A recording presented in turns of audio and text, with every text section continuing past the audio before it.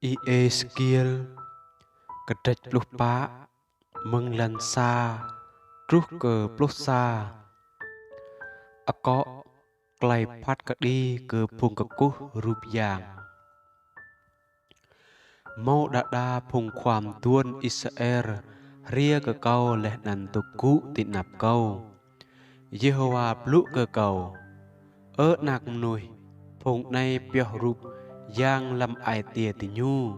leh nan tươm leh klai ve ti nhu pi tạch nách ti nạp bộ ta ti nhu chinh dọ mớ cầu pre ti nhu mu cơ cầu po snan plu pe cơ ti nhu leh nan lach snai Jehovah ai tia lach lai po lam sang Israel pio rup yang lam ai tia nhu leh nan tươm klai ve pi tạch nách ti nạp bộ ta nhu leh nan at ria ke khoa po hun e lâu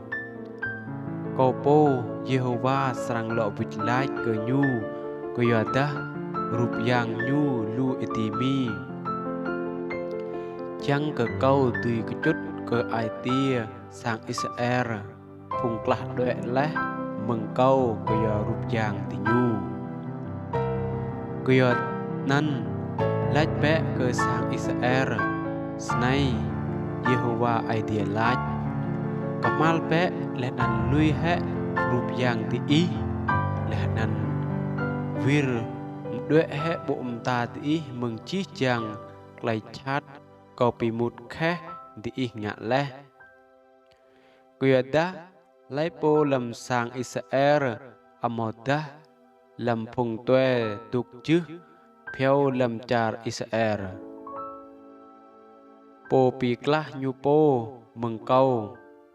pio rup yang nhu lam ai tia nhu leh nan tươm klai ve nhu pi tạch nách ti nạp bộ ta nhu bia da at ria cơ sa chu khoa po hơn lâu chẳng mu klai nhu cơ câu ko po Jehovah sarang lo bit lai cơ nhu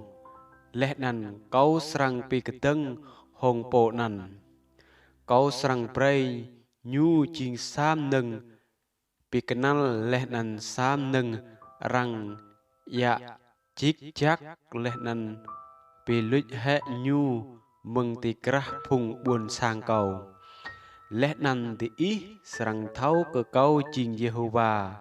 tơ dah khoa po hun elo mau klaim trút leh nan plu sa po có po Jehovah trút leh khoa po hun elo nan leh nan câu sarang yer ngan câu ngạ cơ nhu leh nan sarang pi luch he nhu mừng krah phung buồn sang câu Israel ti nhu sarang tu klai pi ka mal cơ ti nhu po klai pi ka mal cơ khoa po hun elo leh nan klai pi ka mal cơ po tua emu sarang ching mse chăng cơ sang Israel amos sarang lo klah doe mừng cầu ô kan lo pi cho ti nhu po rei hong chi chang klai ti nhu gao klai phian bia da chăng cơ ti nhu tươi chiên phung buồn sang câu leh nan câu tươi chiên ai tia ti nhu Jehovah ai tia lại